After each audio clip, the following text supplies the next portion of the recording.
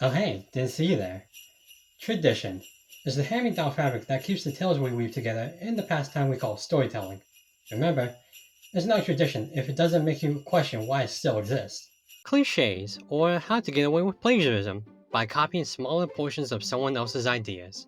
Everyone knows that 3 presidential assassinations were just copying John Wilkes Booth's homework assignment. Clichés in storytelling is nothing new. Actually, it's quite the opposite of new when you really think about it. When it comes to writing scenarios and events of a story, taking the basics and traversing a plotted route with them can often produce results similar to how past works have done.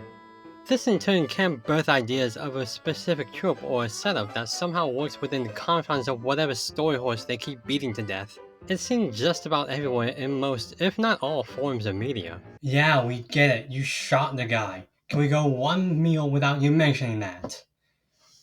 It's not like you have meat left anyway. And as it happens, anime is no different. And that checks that off. I'm close to meeting my quota already. Writing for the anime industry is a unique window to look into because, well, a good portion of it is a recycled stream of reused ideas and stories. You can plainly see it in the trends themselves as new stories come and go with seemingly familiar hooks. I've talked about tropes and trends a bit here and there, but the primary idea is that as the industry grows, its tendencies to gravitate towards certain setups breed a slew of what seems to be clone stories, as I call it. A recent trend I've noticed in manga is the surge of otome villainous stories. They're usually isekai that follow the newly reincarnated villainous of shoujo-oriented stories and how they tread the path they know will eventually become their demise for their supposed actions in the tale. And it's surprisingly gaining more traction as an isekai subgenre, despite the fact that about 80% of them match the description I just gave you. Personally, I don't mind, as long as the things that should be different are. And of course, this applies to any formula. And hey, sometimes you may even find a show that will go beyond your expectations, despite any preconceived notion brought on by industry standards. But it's not just the stories we can rehash. Turn any corner in Japan and you'll be hard pressed to not find an anime girl running late to school with a piece of toast in her mouth. Why is running late an epidemic in Japan? Do these kids not have alarm clocks? Where are their parents? Usually dead. Ah,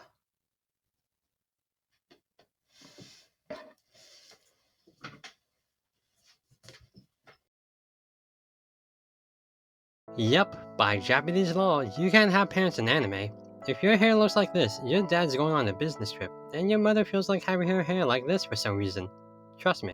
To be fair, sometimes they'll still get one guardian in the picture, and they might get a line or two, but usually the absence of parents or even a family signifies the lonely, hidden, independent, and or angsty side of a character. And sometimes that's redundant. that's just the law of lazy ass storytelling. Can't do anything about it. The window desk. Usually located in the back of a classroom, that's where a ton of our protagonists will be stuck. You can do so many things with a window, like look out of it or not look out of it. And, you know, other things. The window seat cliche is often used for two things I've observed. The character in question is shown to be distant, lost in thought, or broody, like I said, or to show moments between characters in the back of a classroom where apparently no one sees or hears them. Who's talking back there? Oh, Johnson. I'll let you off the hook this time. With the dead parents and all. I'm not sure about the fixation authors tend to have to the window seat other than rather obvious symbolism of being close to freedom and unique, which ironically makes them less unique. But just because it's been done before and before and before, that doesn't necessarily mean a cliche is unimaginative or lazy. The fact that they're unimaginative and lazy is what makes them unimaginative and lazy. There are a fair share of good cliches out there, but a dead horse is still a dead horse. That's the thing. Anime will use those expired equine remnants to try to glue together the story through the recycled means of stale adhesives. And the real sad part is that glue sniffing weebs like me will still take a good whiff of it. This was a terrible metaphor. I think the most reviled cliche in anime is the lucky pervert. You may not be familiar with the name, but you definitely know the concept. A guy accidentally has some sort of run-in with a perverted situation, whether it be walking in on the girl bathing, or tripping on the girl and somehow getting magnet hands, or some other incident that's a poor attempt at adult humor posed to the audience as innocently degenerate. And that's the key word here, innocent. The punchline of these jokes are often literal, where the guy is hurt in some fashion by the victim, despite it all being a misunderstanding or an accident. Not only is the trope tired with few changes or creative twists, it's just all around mean-spirited with very little worthwhile subtext. It only shows that the guy's probably a dumbass with little to no common sense, and the girl's an impulsive aggressor with very little restraint. And I get enough of that from family reunions. With that said, the lucky pervert, as well as other cliches, are just so ingrained in anime culture that even if they are bottom of the barrel writing, they still maintain somewhat of a sense of cultural identity as pliable convolutions at best. You know, in the same vein that this is a baby rattle. And that's not more prevalent than in the very perverts themselves. If you want to talk about tropes, characters and their traits can all boil down to strong descriptors made popular in the Japanese lexicon. You know, like violence for tsunderes in lucky pervert situations or shonen heroes' insatiable appetites. Traits that don't entirely make the characters, but have distinct notions around the implications of having the respective characteristic. Take One Punch Man, for instance. While the characters and designs are unique, they also still take from examples from outside the show's world, inspired by archetypes in Japanese media and comic culture. By taking this approach, One Punch Man's cast is stiffened to stick to a certain local idea based on their core concepts, while also being capable of expanding the world building through their own arcs filled with original content and personality-filled cliches.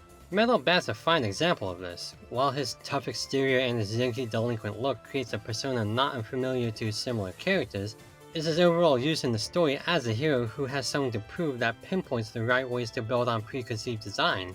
And this shows that not all cliches are terrible. Rather, if used in a smart way, they can effectively redirect expectations or drive character motivations or even bring in a small but important plot point to move the story forward. Yeah, Leon, I guess technically since you're going to the chair, it's not a ripoff, it's just inspired by it, huh? You know, I'm not entirely sure what your entire goal was anymore. Oh yeah, the downfall of a developing country, right? You know, I feel like there could have been a different way to approach this, you know? I mean, have you heard of this new import? With that said, beyond the recognition of trope reputation, what other purpose would a cliche have other than to fill in some dead air or give redone exposition, aside from clever exceptions? Comedy. Hey, what's worse than seeing the same thing over and over again with little to no creative variety? Seeing the same joke over and over again with little to no creative variety, and not laughing. Oh, I guess that's what's up my butt. To be fair, comedy works both as an art and as a formula.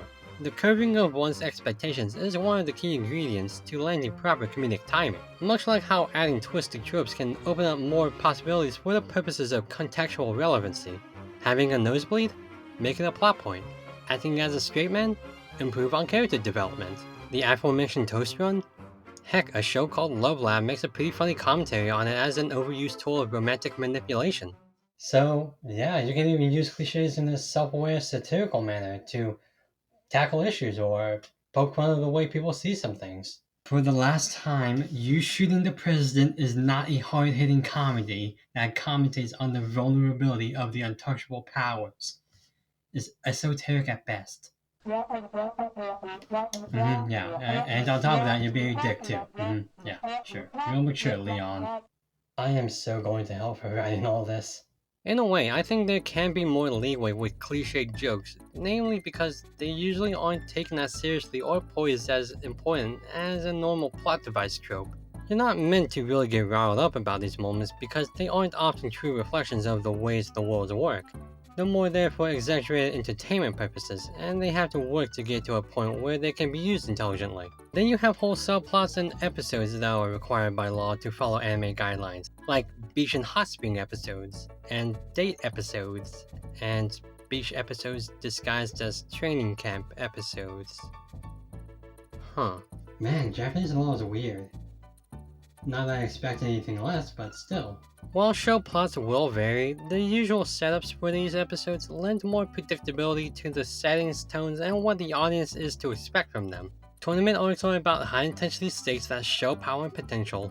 rescue missions or races against the clock with deep emotional choice sprinkled in. And do I even have to talk about the importance of swimsuit episodes? I'm all about that immersion. And to this, I'd say it's a bit creatively drained, but again, you have to consider what these shows can do differently with these setups. Some are more roundabout, and others have a clear story to convey that can work or improve in these storylines. And if they don't, well, that's an automatic 0 out of 10. In with it, Ben, you go. And then there are cliches that are just too fun to get annoyed at, like yelling super move names in the middle of a fight, or cliches that are just too big to really condense in a 2-minute analysis, like fan service. I'll talk about those another day. Cliches are old.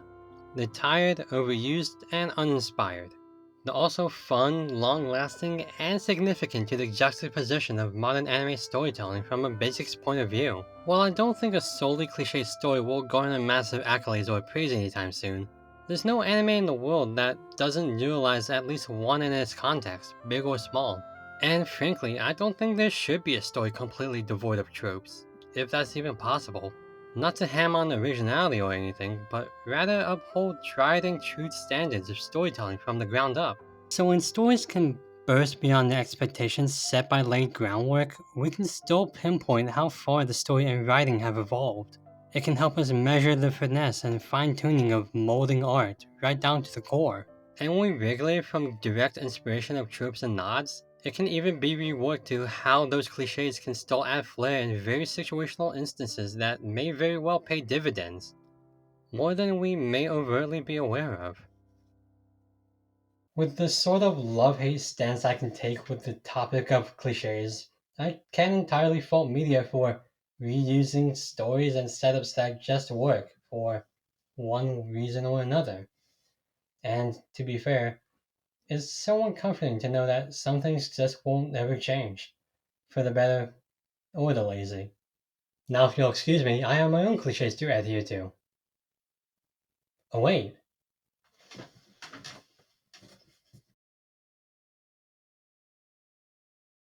Ah, tradition.